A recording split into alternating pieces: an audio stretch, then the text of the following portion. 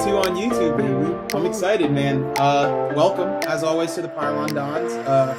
We're hitting some starts at week 10. I'm pretty pumped about it. Ben, how you doing? I'm very excited. I was doing better before that crazy game of Madden where, that was... AJ and I just played the most wild game of Madden. First off, never happened. So we were doing randoms, as one does, and I get Baltimore, Dallas, Los Angeles Rams. The 3 best randoms in the history of randoms. I'm just saying. It does not get much better than that. Yeah. I don't think so. And then to keep the story going, you end up at the Chargers. I think you were going to do a do or die, but then you decided again. You talked me out of it. Yeah, you were like, the Chargers are good enough to run with the Rams, and I was like, if you think about it, you're right. Yeah, if you think about it, they are though. Imagine if you did that do or die, and then you got the Oakland Raiders or the New York Giants.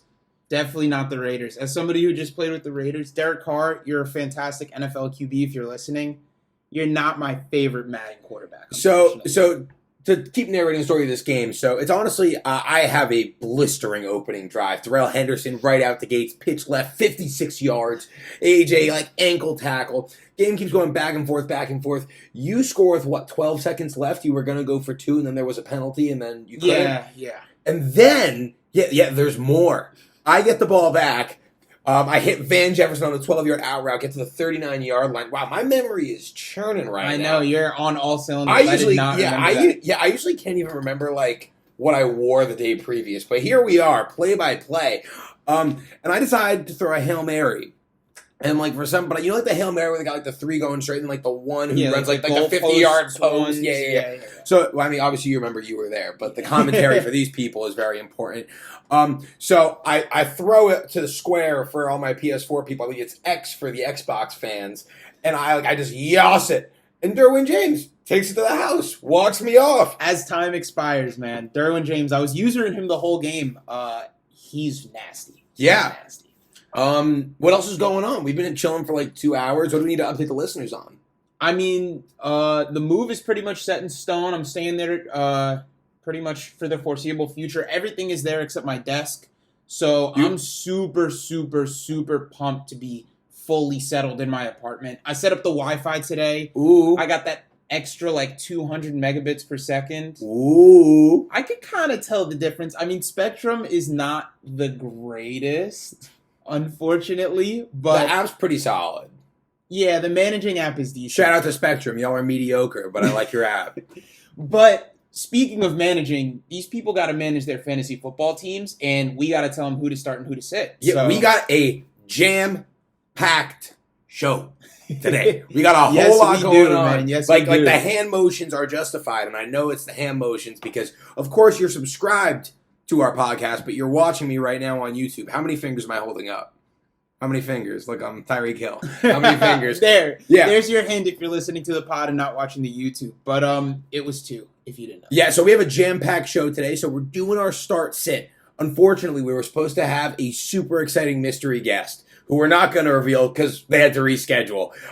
We mentioned for a hint that they're a new father. Well, babies come first. Priorities, priorities are definitely in check. So we're really excited to have him on in the future whenever we do reschedule. But we did ask you guys for mailbag, so we are going to do our start-sit in the regular format where we do our starts at quarterback, running back, wide receiver, tight end, and our sits for those positions, and then our surprise sleeper and bust of the week, and then we'll get into the mailbag. So strap in because it's going to be a good one. Yeah, I really hit on Dan Arnold last week, sleeper of the week.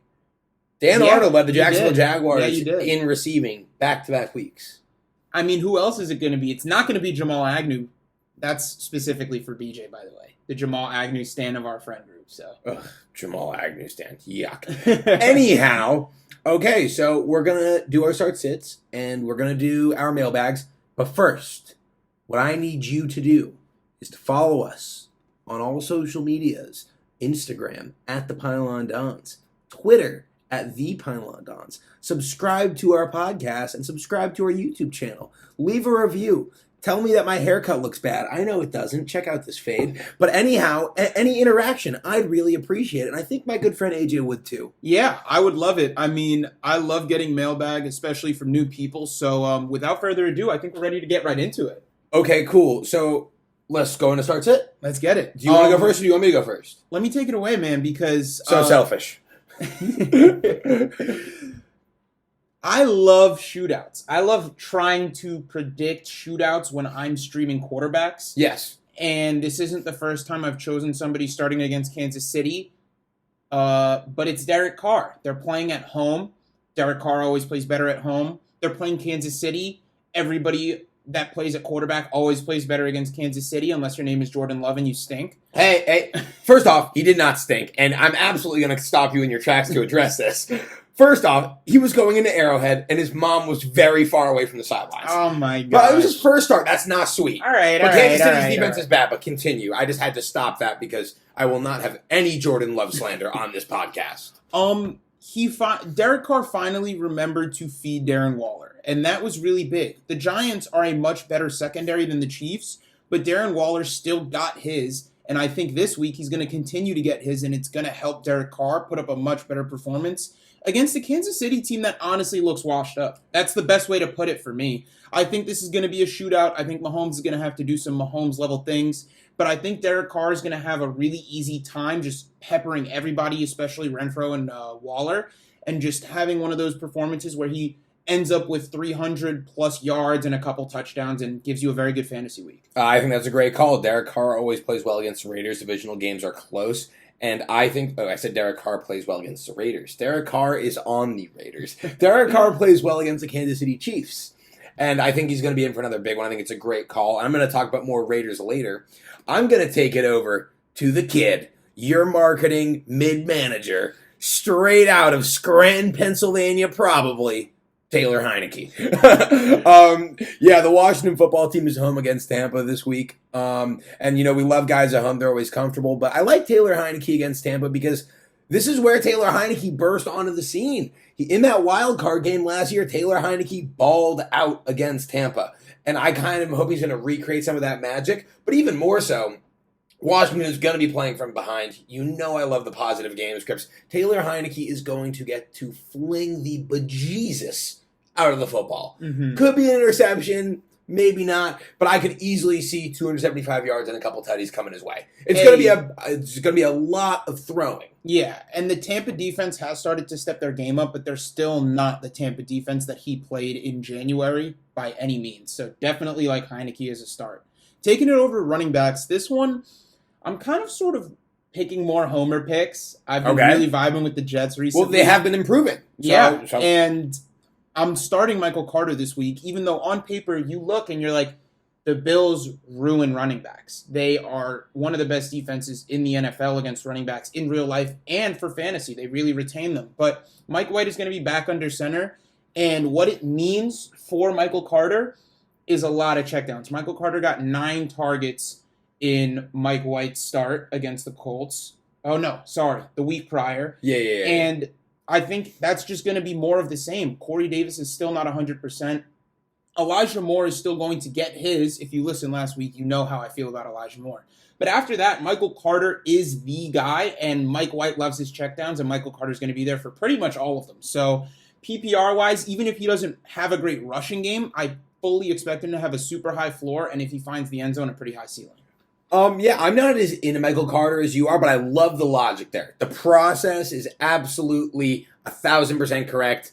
I personally am lucky enough to have a couple better options than Michael Carter to toss in at running back. But this is about the fringe guys. This is why we talk about Michael Carter. This is why we talk about Taylor Heineke. Exactly. If we were talking about, I don't know, maybe you should consider firing up Austin Eckler this week. Like, oh, you don't say. So I love the process there. I hope it pans out for you. I think it's solid. I don't know if I got hit in the head because I think you did. I really think you did, because this one caught me off guard for how you've talked about him in the past. This is terribly out of character for me, and I have a couple buddies who are going to be very surprised to hear this on air. But I know the Kansas City Chiefs are bad.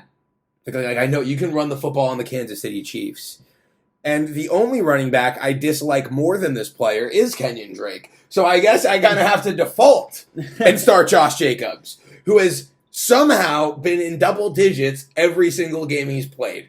He hasn't exceeded, I believe, and this is off the top of my head, you could see on YouTube because I don't have anything in my hands.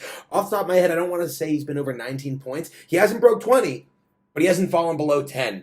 And while he's been touchdown dependent, I kind of like Josh Jacobs to, score a touchdown against this atrocious run defense. So I'm starting Josh Jacobs as a low-end RB2 this week. Yeah, I think he has some serious upside too. Even last week, he did put up a 13-point performance, but was outscored by Kenyon Drake as Kenyon Drake received 8 targets. So keep that in mind when you're starting Josh Jacobs. He's not going to go out there and put up 35 because he's not going to catch the football, but he could easily put up 20 just on the ground alone. But even the thing with the starts is that if he gives you a solid 16, but you were going to play Devin Singletary instead, then we did our job. Yeah. So I don't think that Josh Jacobs is going to light the world on fire. This isn't like Josh Jacobs is back to being a dynasty asset.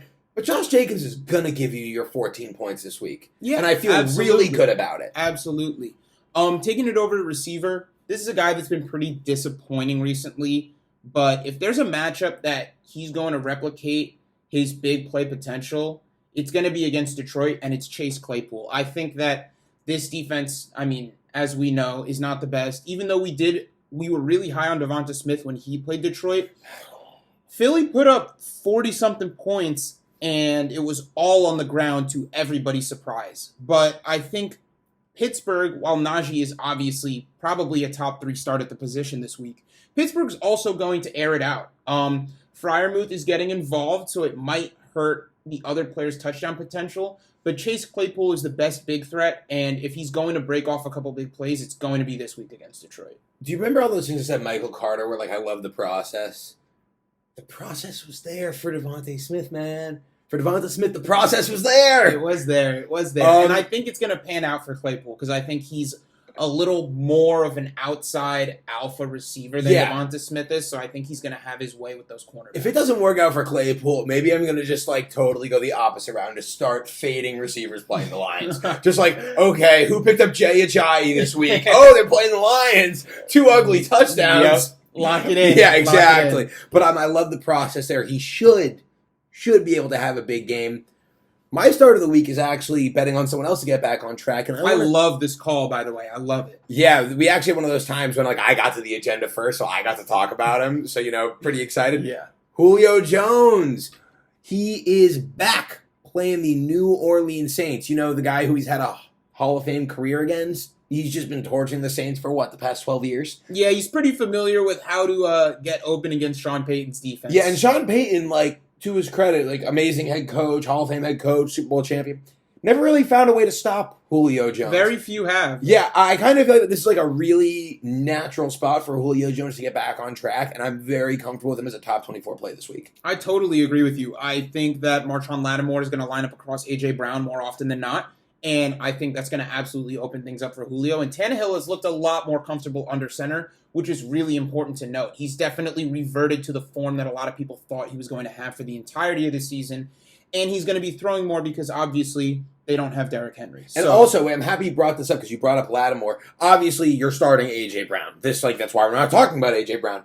But should Julio Jones not perform well because, let's say, Sean Payton is oh my God, I'm not going to let Julio torch me again, then A.J. Brown will go absolutely nuclear. Yeah, he'll absolutely explode. So one of them is definitely going to go off, but I think you can toss in Julio Jones this week. Absolutely. Hard agree. I'm going to take it to a guy who we have not talked about in some time because he's been injured. I've missed him.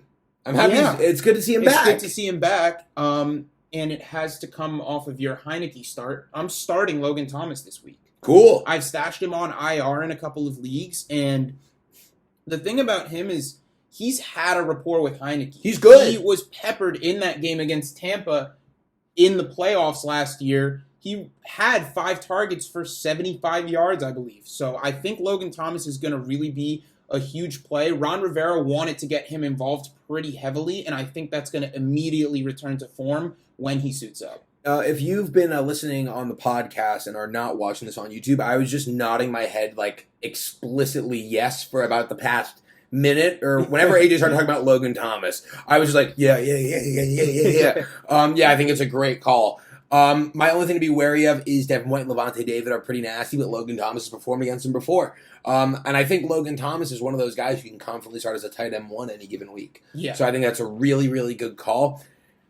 You're up 2-0 on me, though.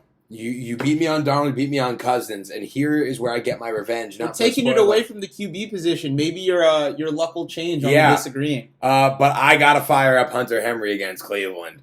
I feel really, really good about Hunter Henry. He's had a couple games where he hasn't been the same level of production, but both of the Browns running backs are out, which means that I think the Patriots could even come in being like very aggressive in this game. So I want to see them come out. I think they're going to be peppering the ball to Hunter Henry. He's been Mac Jones' best friend. We all love Jacoby Myers, but Hunter Henry's been his number one target. As you predicted before the season, and I'm totally going to use that against you when you disagree with me shortly. But I think Hunter Henry's in for a really good spot against this Cleveland defense, who's a good defense, don't get me wrong, but their linebackers and safeties aren't really the strength of that defense. Cleveland's strength is really in their D-line and their cornerback play, which I think bodes really, really well for Hunter Henry.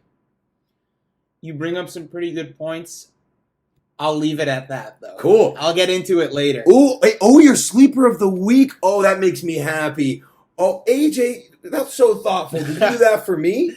No, I did it for me because it's going to hit, and it's A.J. Dillon, man. He is still behind Aaron Jones in the pecking order. He is yet to break 50% snap count. When you look at just the numbers, that might jump out to you, but when he's on the field, they're scheming him the ball more often than not. He got 4 targets. He caught all 4 targets last week. Obviously, Aaron Jones got fed because they didn't have Devontae Adams. They didn't have Aaron Rodgers. Yeah. And then the week prior, when they played the Cardinals on Thursday night, Aaron Jones got fed because they didn't have Devontae Adams. But now both of those guys are back. And so these running backs are going to be doing a lot more running and a lot less pass catching. And that's where A.J. Dillon makes his money because he is a phenomenal downhill runner. And Seattle has not been the best football team by any means this year. And I think Green Bay is going to remind everybody why they were 7-1 before the Adams COVID and the Rodgers sitting out because of COVID-related incidences as well. So can COVID just leave football alone? I know. They should be mutually exclusive. I think Green Bay goes up early. I think you don't push 26-year-old Aaron Jones to get as many touches as he was getting last week, and I think A.J. Dillon definitely gets his. Yeah, I mean, I love A.J. Dillon. That's why I was flexing for the YouTube crowd. Until our YouTube gets as many listeners as our podcast, I think I'm just going to start, doing mannerisms just on air. Just so people have to tune in. They got to see, they got to see what you're doing. They don't even know what I'm doing right now. Like they don't know what's good. So y'all are going to have to tune in because I know you're curious. I think it's a really great call, though. I'm actually going to fire up Russell Gage this week against Dallas on the road. First off, you had a great point last week with Jerry Giudi and those guys who aren't really going to be he's not Russell Gage isn't going to see Trevon Diggs. Russell Gage is going to eat all over the middle of the field against this Dallas defense. First off. And second off, Dallas, I really think, and I know I said this last week, is going to kick the living crap out of Atlanta because, they were supposed to last week with Denver, and they didn't, and they're really going to want to come out and make a statement. And I think that's going to lead to Atlanta throwing the ball a lot. Atlanta's going to be playing from behind because I think Atlanta is bad. This is a prime Atlanta Falcons letdown spot after a huge win against a deteriorating Saints team. Regardless of whether they sign Odell Beckham Jr. or not. I don't care. This Saints team is not what their record says they are, and the Falcons beat them, and everyone's feeling good, and they're going to get their teeth kicked in. And correct me if I'm wrong, but last year, this game was super, super high scoring. This was that crazy comeback last year, too, right? Yeah. I feel it was 40-38 or something nuts like that. This is not the same Falcons offense, but they're going to come out. Yeah, they don't have Todd Gurley, so I can't even take the straight face. But I love the call. Not much more you need to say on my end. I mean, I think you hit every nail on the head. So let's run it through. So our starts of the week are Taylor Heineke, Derek Carr, Josh Jacobs, Michael Carter, Julio Bones, Chase Claypool, Hunter Henry, Logan Thomas, and our sleepers of the week are Russell Gage and A.J. Dillon. Now, like A.J. and I are doing right now, we're going to take it over to some sits. That was corny. I don't endorse that joke at all. The sits joke, I'll give it a 5. I'll give it a 5 out of 10. I'll give it a 5. Still a failing grade, but a high fail. I'll take that. Maybe the curve will help you pass next Dude, that'd be huge. I used to love the curve. So for sits, Can I get started? Because I'm like very passionate about this one. Yeah, take it away, take it away. You can't start Russell Wilson, like in any format this week. Even in 2 quarterback, I'm not in on it. I'm not 2 quarterback? No. You're benching Russell Wilson? Yes. What 2 quarterback format are you benching Russell Wilson? When I can sign someone off the waivers. Like, seriously. Like Trevor Siemian? Well, maybe not Trevor Siemian, but here's my thing. I really think Russell Wilson is in for a very bad week, and let me tell you why. First off, he hasn't been healthy. Huge issue. First game back. We've discussed before. I am against starting players in their first game back unless it's a Christian McCaffrey. He's not going to be looking the same. This offense they're going to be doing different things. They're not going to run the same offense with Geno Smith as they are with Russell Wilson. There's going to be some rust. There's going to be some growing pains. Rust. Nice. Additionally, I know the Packers, I know the defense is kind of good, but, they just pretty much shut down Patrick Mahomes at Arrowhead Stadium. The Chiefs scored 13 points. I still think the Chiefs' offense is better than the Seahawks' offense. So the combination of Russ not being 100% and my belief in the Packers' defense, I'm not touching Russ this week. Pretty much anywhere unless I have, a bye week fill-in. Do I think he'll be top 10? No. Which makes him a perfect sit candidate. Maybe I'm being harsh, but if you don't think he's top 10, then he's the right sit. That's fair. There's definitely a few options out there that I would rather start, such as...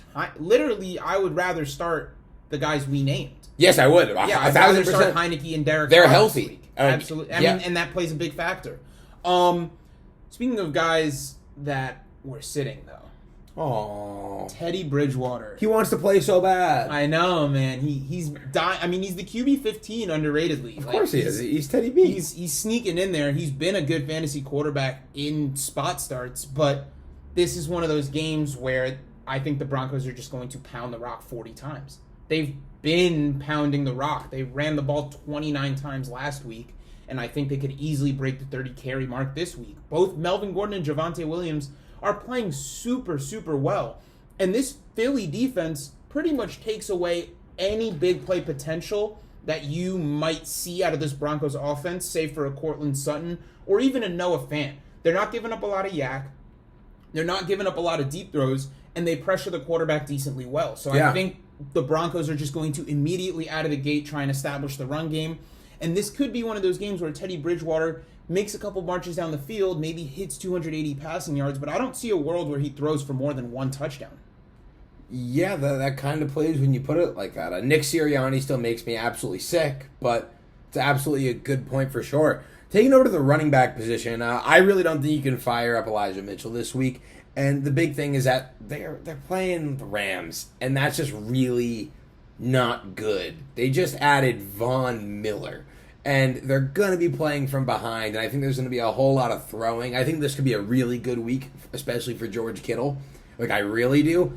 But I think if you have Elijah Mitchell on your team, either your team's not very good, or you have a lot of other options. Because Elijah Mitchell was a waiver wire guy. You should never have to start Elijah Mitchell. I have a league where I kind of have to start Elijah Mitchell. Well, then I would look elsewhere this week. But that sucks, man. Yeah. Because I'm hoping that you drafted 5 running backs who weren't named Elijah Mitchell. So I did, and unfortunately I rostered maybe 2 of them still. So. Oh, jeez Louise. Yeah. But you hear the logic, though. I just don't think it's the right I get spot. the logic, and I do think you have to acknowledge that Jeff Wilson was active, even though he didn't see the field. I think they're going to ease him in, and I think against a really, really stout Rams defense, this could be the week where they ease him in and they bring in a committee type of look. And maybe it's the Trey Sermon week. Who knows? It's never going to be the Trey Sermon week. Let me dream. Let me dream. All right. Speaking of guys that we're done dreaming about, because Myles Gaskin, this is the guy I'm starting Elijah Mitchell over in that league. Interesting. I think I probably would start Gaskin over Mitchell. Maybe Jacoby Brissett feeds him again. That's kind of what I'm thinking. That's exactly what I'm thinking. Gaskin has been the epitome of on again, off again, and he just had a week where he put up, I think it was 18 fantasy points, something around that mark. But Miami is going to be down a lot against Baltimore. Yes. A lot. And Jacoby Brissett is going to air it out a lot. It might be to Gaskin, but I'm going to pretty much buy the trend that it's going to be one of his off weeks after one of his on weeks, because that's just been how it is. I get he's getting touches without Malcolm Brown there, but I just think it's going to be so out of hand that Brissett is going to have to force feed Waddle and Gesicki like crazy, especially with Devontae Parker out. Interesting. I kind of like it for Myles Gaskin, but I don't like it to make my start. So you know what? It's a little bit of a hot take. He's the RB19. He's been picking it up with Malcolm Brown out. Baltimore does not rank very well against running backs as a fantasy defense. This is kind of me calling my shot in terms of, hey, I just don't think he does it. I think he's too inconsistent, and I think Baltimore is going to have to force them to chuck the rock deep. Well, if you're calling your shot, I'll let you call your shot. So if you've been tailing AJ's starts and sits, well, then you're sitting Myles Gaskin this week. Taking over to receiver, I almost felt a little bland saying this, but like if you're you can't start Jarvis Landry, you can't start Met Gillette Stadium, no sir, no sir. That's pretty self-explanatory, man. I mean, it's J.C. Jackson. Yeah, you can't start Jarvis Landry. I don't think we need it. Yeah, we don't need no ifs, ands, or buts about it. You're not starting him this week. Yeah, keep it pushing. I'm not starting Christian Kirk this week. Oh, why not? So, Carolina's falling apart. Yes. To put it simply. Yes. Their quarterback play has been horrendous because Sam Darnold is horrendous. Just to remind everybody. I believe. I think anybody that isn't named DeAndre Hopkins is going to not eat in the way that people think they're going to eat. Because if there's one thing about Carolina that's really, really stayed strong, this pass defense has been really, really good all year long. Absolutely. And I think the way that Arizona is going to take this game away is with James Conner and potentially Eno Benjamin. If you listen to the last episode, you know how I feel about him. On the ground. I think it's going to be a very ground-heavy game for Carolina. I think Kyler could even get some rushing looks. I don't know if they want to do that with him coming off of injury, but it's definitely a possibility. And I just think that Christian Kirk, Rondale Moore, and Zach Ertz are all going to have their hands full, so I think I'm going to hold off on them for this week. I hear the logic. I respect it. I ask you a follow-up question. This is off the agenda, so if you need to say it's all cool. If DeAndre Hopkins is limited this week, how does that affect your opinion of Christian Kirk? Because Hopkins didn't practice on Wednesday. If he either doesn't play or is limited, would that change your stance? Not really. Okay. I think he definitely has a much higher floor because of the way the targets will be distributed. But again, this defense is really good, and I don't think he's going to get as many of those big plays because he tends to really get one or two. Yeah, he does. A good 25-plus yard reception to really get the ball rolling for him, as well as the shorter receptions that he tends to get because he is the wide receiver, too, in this offense. And it's hard to bank against this offense, but if Hopkins is limited, it raises his floor, but I think his ceiling is extremely capped. Cool. Just wanted to double-check on that. Good question, though. Yeah, good of course. question. It's important, though. People need to know. It's good to think about those things because things change throughout the week, definitely. Absolutely. I'm going to be sitting one Mr. Dallas Goedert this week on the road at Denver for a couple of reasons. First off, going into Denver is never easy for good teams or bad teams. Denver does well at home because of the altitude. They practice like everyone. This is not shocking. The reason Denver's never really bottomed out is because they've always been so good at home. Like they've never been a number one overall team because they'll go like 4-4 at home every single year, regardless of who's on the roster. Just is how it is. Yeah. And the Philadelphia Eagles are not a good team. So they're going to struggle going into Denver. But additionally, though, like Denver has a really good safety crew. They have a good defense still. And I really don't think that this offense is going to run through Dallas Goedert, who had a pretty bad performance last week, even though he saw 7 targets. I'm just really not comfortable starting Dallas Goedert. It seems like they're committed to the run game, too, in Philly. That's what I'm right saying. there with you. Yeah, so I think Goddard is, let's leave him on the bench for now. Let's leave Hunter Henry there, too. But I just said that we should start him. I just said. So, in case you don't know, Mac Jones threw the ball 18 times last week. That's not very many. It's a season low for him, and while some people might call it an anomaly, I think it could be the norm. Damian Harris is playing well. Ramondre Stevenson played well. Even Brandon Bolden got a good amount of touches out of that backfield, obviously with a couple of receptions, but he was getting carries as well. I think this Cleveland-New England game is going to be like the biggest 13-10 slugfest of all time, and it could be all field goals for all I know, but honestly, I just am not comfortable starting Hunter Henry in a game that I am projecting to be extremely low scoring. Yeah, but Hunter Henry's going to catch the one touchdown, you see. You might not be wrong. Like I kind of think that Hunter Henry could get the lone touchdown. That's totally reasonable. Or he gets one and Damian Harris gets one, Yeah, had to mention Damian. Had to. Not that I wasn't going to talk about him later either. But so the listeners know, AJ is 2-0 against me when we went head-to-head. So either AJ continues his dominance, even though I was totally right with everything before the preseason, but AJ continues his in-season dominance, or I get on the board. So definitely monitor Hunter Henry and know that we have some interesting stakes with him this week. Yeah, there's some stakes with this game. I'll be tuning into a Patriots game and not falling asleep for once. Wow. Interesting. I think it'd be so exciting compared to what the Jets put on the TV, but...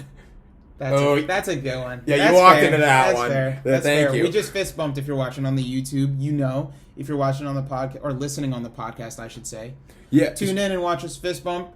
Watch Ben do his mannerisms. Just had to plug the YouTube one more time for you guys. And we're going to take it to our surprise bust. Ben, I'm going to let you go first because yours is a little hotter than mine. Mine's hot. It's tasty. It's spicy. It is definitely I think he's a top 6 play, so this is pretty crazy. I am tempering my expectations for Josh Allen this week. Buzzword alert. Yeah, let me just slide over because I prepared something, so I'm going to pull over my notes, if you will. So Allen this year has torched Kansas City, Tennessee, and Miami. All of those games, he had a rushing touchdown on the ground. He's only averaged 18.4 points per game in games when he hasn't scored a rushing touchdown. 18.4 points per game is good enough for the quarterback, 13 on the year.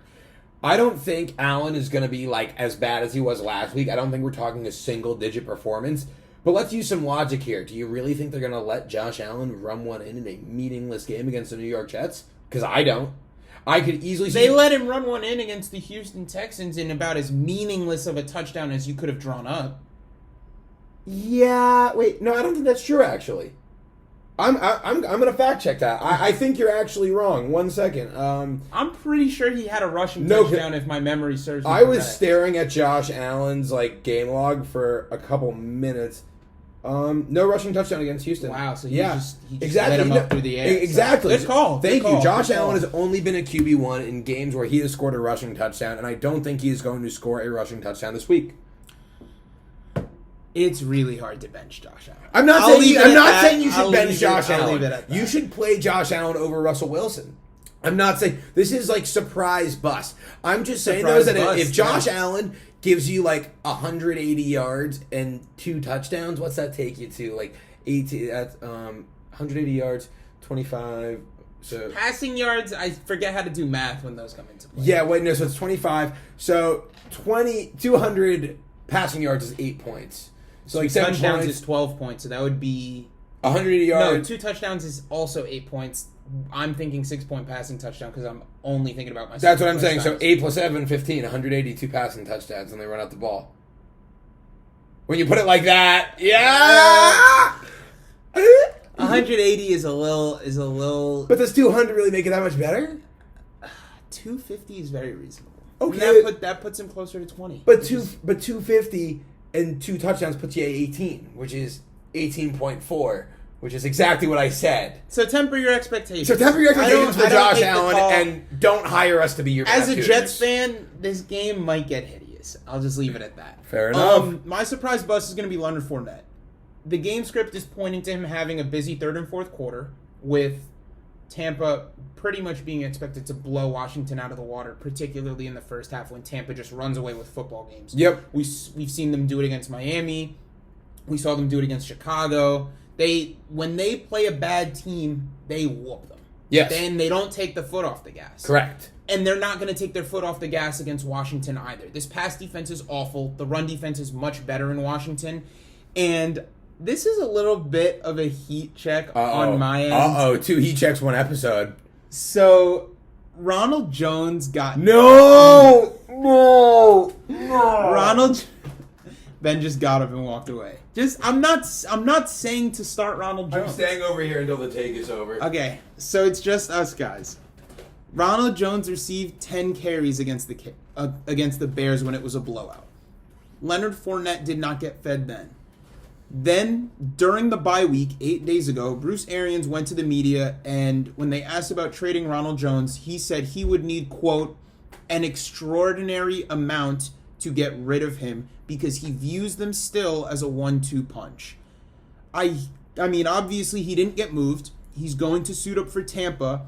If this game gets ugly, they could both definitely get involved, and Washington's run defense is not the best, but it's definitely not the worst. So I don't think Leonard Fournette has that much upside this week. Well, I guess I don't need to call my landlord to have him put my heat on. We got all the heat we need right here, I guess. I'm kind of into the Fournette bust. I'm like, I lost you on the Ronald Jones, didn't I? Yeah, that's totally fair. I think you're. I knew I would. I was writing this up. I was like, he's gonna hate this. Yeah, I do. Let's just recap before you blow a fuse. So our sits of the week are. 1 second. I don't know how to work a computer, obviously. Our sits of the week are Teddy Bridgewater, Russell Wilson, Elijah Mitchell, Myles Gaskin, Jarvis Landry, Christian Kirk, Dallas Goedert. We disagree on Hunter Henry. Stay tuned for that. And surprise bus, Josh Allen and Leonard Fournette. Maybe because of Ronald Jones. Who knows? But probably not. Probably not. Like, I think I would have had a similar reaction if you would have attributed it to Keyshawn Vaughn. Yeah. No. I mean, Keyshawn Vaughn basically can't be rostered even in Dynasty. Yeah, so it's really tough. I can't believe I know someone who spent a first-round pick on him. Yeah. I can't believe I thought about it. I thought about it pretty hard. I was like, if I didn't get CeeDee Lamb, I was like, maybe Keyshawn Vaughn. Maybe. And then CeeDee Lamb fell in my lap, and the rest is history. I think between our math, your struggles with Google Sheets, and our talking of Keyshawn Vaughn, I think we've embarrassed ourselves pretty bad today. So I think let's just take it over to the mailbag. Yeah, let's wrap it up. Let's wrap it up. It's mailbag. Been a long time since we've done mailbag, so I'm really hyped to get through this. First question coming from Max Kushner. Max, longtime listener and longtime friend. Thank you for tuning in, as always. Jamar Chase and DJ Moore for Devontae Adams. 12-team half PPR. So I got some thoughts on this. I'm usually a very big believer when you're trading, like philosophically. Whoever gets the best player generally wins the trade. That's my thought process 9 times out of 10. Because fantasy is won with consistent guys who are always getting your 10-12s, and then the big kahunas, the 40 bombs, the 35 bombs. And having a guy like Devontae Adams, like that's crazy. I remember last year when I was on the championship run in our Dynasty League, which I didn't win, but it was close. I just remember how confident I was, like, watching Devontae Adams. It was crazy. Like, I would just be watching a Packers game and be like, oh, 5 points, 10 points, 15 points. Another. I would, like, look up and it'd be halftime and it'd be at, like, 28, and I'd be like, are you kidding? Like they have other receivers. So you'd think that I would be all in, like, boom, make this trade. This is a really hard trade. Because Jamar Chase has also been very, very good. And additionally, DJ Moore has been pretty solid. So you're getting a pretty comparable asset with some additional depth. And DJ Moore's a starter in most leagues and most formats. However, I think, gun to my head, I probably do make I probably prefer the Chase and Moore side. Even with Adams' schedule lightening up. Because I just think that if Chase is the wide receiver 7 and Adams is the wide receiver 5 with the rest of the year, I'd rather have that extra flex on my bench. That's what I think it is. It's hard, though. This is a hard one. This is a very rare occasion where I'm going to not opt for the depth and you are. That's so backwards. Very rare occasion. This is why we trade all the time, because I don't want any depth and you want all of the depth. I think you take Devontae Adams. I don't see DJ Moore's quarterback outlook improving in Carolina. He's definitely trended downward. I'm really starting to fade DJ Moore as a weekly start as he was in the beginning of the season. And while Chase is playing like an elite receiver, he's not guaranteed the looks that Rodgers can get Devontae Adams 100% from Joe Burrow. This is half-point PPR, so the gap between Adams and Chase is a little bit closer just because Adams, when he does pop off, it's because he gets 10, 11 receptions. When Chase pops off, it's because he gets 2 touchdowns and 190 yards or something like that. Yeah. They get it done in very different ways, so half PPR does close the gap. But we said this before, when you watch Devontae Adams, when I watch Devontae Adams... You kick your feet up. I kick my feet back, and I watch him go to work, and I don't care. And Jamar Chase is close to getting there, but he is still a rookie. I get that he has been nothing short of fantastic. I can't. There's very, very few things that I would take for Davante Adams that don't involve like a top 5 running back. That's just the way I value Davante Adams. I was taking him 6th overall in redraft. I was taking him 3rd overall in redraft. My values are still not changing. Davante Adams is Davante Adams. The schedule gets easier. Aaron Rodgers is back. That is true as well. I'm glad we disagree. Yeah, but also this is a tough one. This is not an easy call. I love Davante Adams. I have Adams everywhere. Like, I just think that even with the quarterback struggles in Carolina, I just think DJ Moore is almost just too rich of a piece. Like, if it was Jamar Chase and say like even Christian Kirk, who I love, or even like a Brandon that Cooks. that doesn't get it done for me. That doesn't get it done. Yeah, DJ Moore's just a little too rich for me personally. I think the reason I'm taking this is because I really don't like DJ Moore for the rest of the season.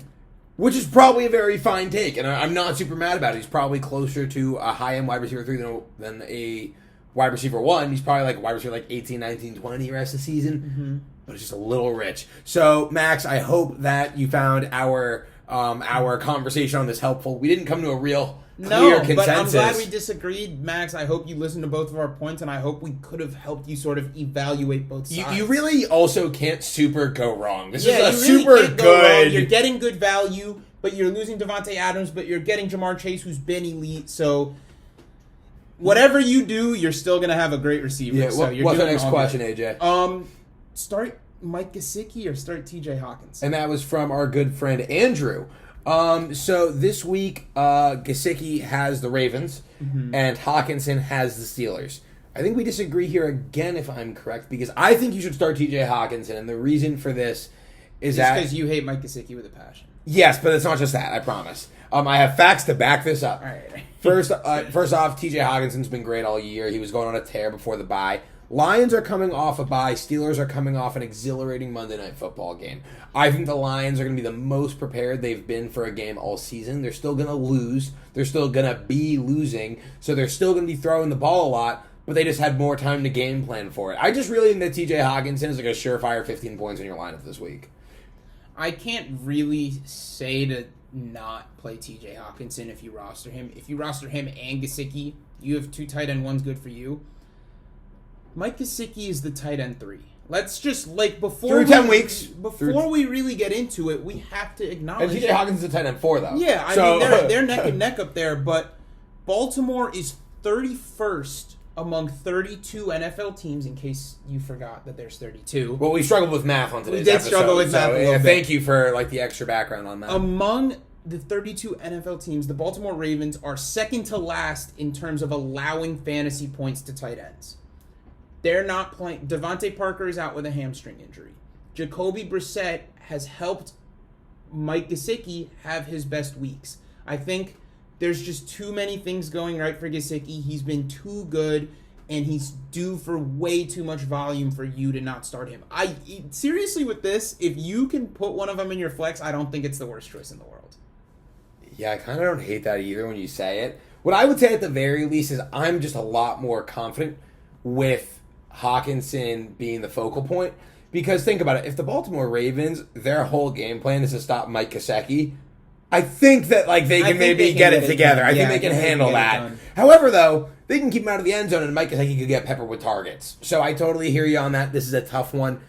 Are we comfortable saying that TJ Hawkinson is the safer option while Mike Gesicki poses more upside? Absolutely. Okay, so yeah, so then what I would say is look at your lineup, do a little soul searching. If you need something to break your way to win this game, then maybe Gesicki's the way you go. But if your lineup is pretty sturdy, then just toss in TJ. TJ, and like we said with Adams, kick your feet back because he's going to get his. Yeah, exactly. And our next question? This one's coming from Preston. Trade Odell for Jarvis Landry 1-for-1. So at the time of this recording, Odell is not on an NFL roster. However, all I've been hearing all day is Odell to the Saints, Odell to the Packers, Odell to the Patriots, Odell wherever. And I spent the entire offseason telling people not to draft Odell Beckham Jr. because I said Odell wasn't very good, and I said he wouldn't be very good in this Browns offense. I didn't... this is beyond my wildest dreams or nightmares for Odell Beckham. I never thought when I was saying... He might suit up in Gillette, right? Yeah, I never thought that Odell Beckham Jr. would get cut. That was if you told me that, I'd be like, no, that's still ridiculous. Yeah, obviously it wasn't entirely because of his play. Of course, there are yeah. so many other factors. But his play wasn't great either. But however, I would probably still trade Landry for Odell 1-for-1. And I think I'm keeping Jarvis Landry. Interesting, because the way I view it is that I can't start Jarvis Landry. Pretty much, like I sat him this week. I don't see a world where I'm comfortable starting Jarvis Landry. So I kind of view it as like, if I view Landry as cuttable, then why wouldn't I trade him for a guy who could be startable? If Odell Beckham Jr. is on the Green Bay Packers, I'm willing to give him a chance. The way I think of it is Baker plays better without Odell on the field, statistically, throughout their entire time together. Odell's obviously had his moments in the sun in Cleveland where he's played out of his mind, but without him on the field, Baker throws the ball better. They're going to be throwing, especially because they don't have Kareem Hunt. So I think Jarvis Landry's floor shoots up a little bit. I'm still not starting him this week by any means.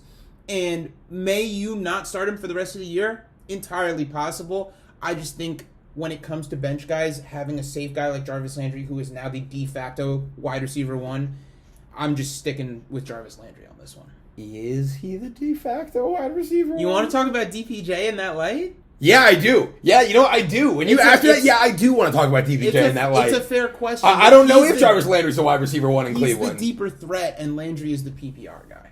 Yeah, but the PPR guy's getting you 3 receptions for 23 yards. And DPJ could get you nothing. But DPJ could also get you like 2 crazy Hail Marys and you lose your mind. All right, moral of the story, go get DPJ and stop rostering either Odell or Landry. I think that's what we've come to. Okay, and I know that you've been doing a lot of hometown talk, so I need to do a little bit myself. I'm just saying, if Odell Beckham Jr. is a New England Patriot, we can't sincerely think he won't be good, right?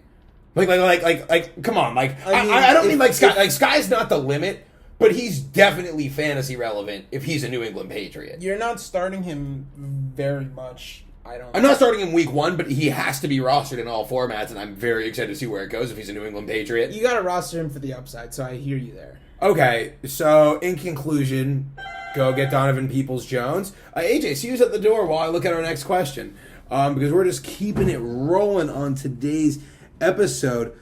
AJ, I got a tough one. How do we value Brandon Ayuk today? I think you got this one. Okay, great. Okay, I got this one. How do I, Ben Weiner, value Brandon insert middle name Ayuk? Well, first off, Brandon Ayuk has finally came out of the doghouse, like I was saying he was going to, and he still hasn't achieved the peaks that we thought were possible before the year. He's clearly the number 3 in the offense on what's arguably a run-first team, and at worst is 50-50. So, do with that what you will. I think you have to have Brandon Ayuk rostered in all formats, because it's not like George Kittle and Deebo Samuel are the pinnacles of health, and Brandon Ayuk is definitely competent, but I don't think he's a must-start guy at this point of the year. However, he does have that great playoff schedule, so you never know. Could have some games, but I would say he is a must-roster, not a must-start. Yeah, absolutely, you have to roster him. 100%. You pretty much hit the nail on the head. I'm down to keep it moving, honestly. Cool. We've got a long episode for you guys, so we're going to keep it pushing. 2 questions left. Who will be this year's David Montgomery / Jonathan Taylor? I think we can both go in on this. You pretty much spearheaded this question.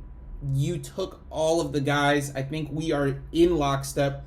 Damian Harris has a very good playoff schedule. You've been preaching this from the mountaintops. I've sort of come around on it a little bit slower, but yes, Damian Harris could very well be the David Montgomery of this playoffs, especially if he breaks away from Ramondre and Brandon Bolden like I was talking about before.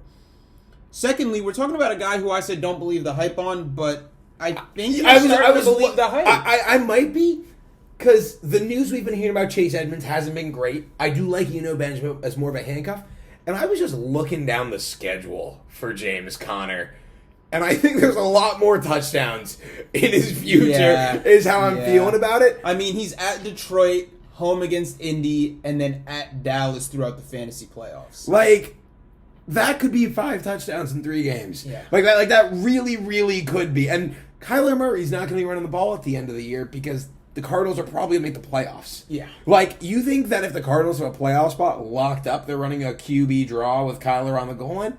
No, they're handing that to James Conner and telling him. James Conner is 230 pounds of red zone elite production right now. Yeah. And that needs to be taken into account. So while I wasn't believing the hype on him for the rest of the regular season, I am starting to buy in for the fantasy playoffs if Chase Edmonds is out for an extended period of time. Yeah, because and also remember, we're looking for guys who are RB2s, maybe RB3s, who can be consistent top 12 to top 16 plays in the fantasy playoffs.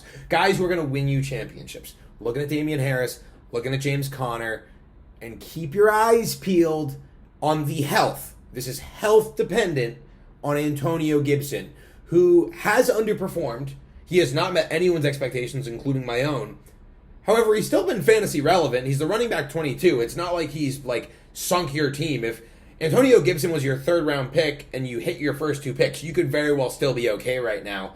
I wouldn't be so quick to sell off Antonio Gibson because if he can get healthy, they also have a very easy playoff schedule in Washington, and he's a really talented guy. He just needs to get healthy. Yeah. So that's what I'm looking for. Hopefully he is returning to health. I know he is supposed to play this week. He's still nursing the injury, I think, against Tampa. We are going to see a lot of J.D. McKissick. So I don't want to see a lot of Antonio Gibson yet. I don't either. I want him to be 100%, and that's what I'm saying. That if he is, he really could win leagues. Yeah, what I would be saying more so is I think you got to go trade for Harris. Got to. I've been saying this. You got to go trade for James Conner. You got to kick the tires on that. And you got to hold the line on Antonio Gibson. Yes, you don't need to go trade for Antonio Gibson. Because the price is probably still pretty steep. But you're not selling Antonio Gibson right now. Just ride it out, man. It's all going to be cool. We are going to take it to our final question from Tay. What's up, Tay? Thanks for the question. Tay's a good buddy of mine. I like Tay. So, Tay, your question was, any recommendations for Derrick Henry fantasy owners? And I got a couple. So, first off, you got to pick up Jeremy McNichols and or Adrian Peterson. Got to fill that gap. Second off is don't give up. And lastly, try and buy one of those running backs we just talked about. Yeah. So, a nice little tie-in. So, don't give up, because if you lost Derrick Henry, your team's probably really good. You're probably 7-2, 6-3, at worst 5-4. You would have had to botch a lot of things to have Derrick Henry be sub 500. So, you're still in the playoff hunt. This sucks for you. I'm not going to lie. You're not a championship favorite, but you're not done. Don't quit. This is where great fantasy managers are made. This is where you go buy James Conner and you win the gosh darn thing anyway. That's what you do.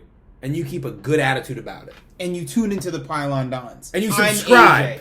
This is Ben. Subscribe. Follow us on Twitter at Pylon Dons, at Instagram at The Pylon Dons. Check out thepylondons.com. We're going to be bringing back that written content, especially for the fantasy playoffs. We want to have that written out in paper so that we have the receipts on when we go 100% from the field. Thank you guys for tuning in. Stay tuned for the next YouTube episode. Any parting words? I'm off next Monday, so I'll actually write a piece, and I'm saying it on air, so I have to do it. So, you heard the man. He's coming, probably on Tuesday. He's coming. Peace out, guys.